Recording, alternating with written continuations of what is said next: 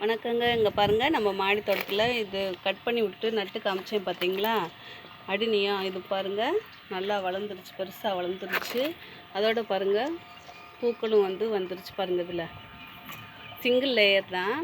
அதே மாதிரி இந்த இதுக்கு கல் வச்சு காமிச்சேன் பார்த்தீங்களா?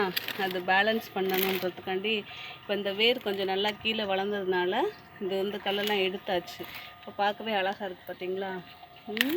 இப்படித்தான் நம்ம அடினியத்தை வளர்க்கணும். இந்த வேரு தான் இதுக்கு அழகு பார்க்குறதுக்கு. பாருங்கள், அழகாக இருக்கா? இந்த செடியெல்லாம் 1000 ரூபாய்க்கு மேலே ஆன்லைனில் காமிச்சிட்டே இருக்காங்க பார்த்தீங்களா?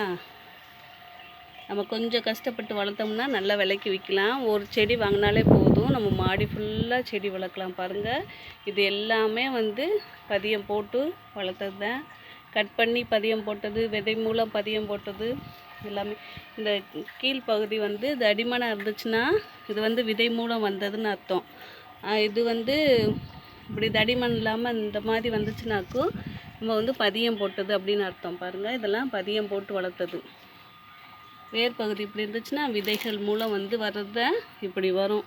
நம்ம இதை சாதாரணமாக வளர்க்கணும்னா இந்த இடத்துல கட் பண்ணி வளர்த்தோம்னாக்கும் நமக்கு இவ்வளோ பெரிய கிளைகள் வராது. ஆனால் அடினியம் அப்படின்னாலே இது மாதிரி இருக்க தான் அழகு அதுக்கு. பாருங்கள், இதில் பெரிய செடி இருக்குது பாருங்கள். இதெல்லாம் 6-7 வருஷத்து மரம் தான் சொல்ல முடியும். வேர் நல்லா பெருசாக இருக்குது கீழே.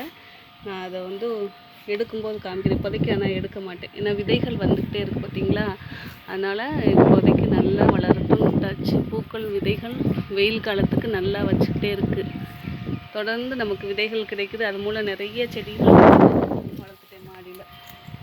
இந்த செடியெல்லாம் சேல்ஸுக்கு ரெடியாக வச்சுருக்கேன். யாருக்காவது வேணும்னா நம்ம நம்பருக்கு கூப்பிடுங்க. பாய்ங்க.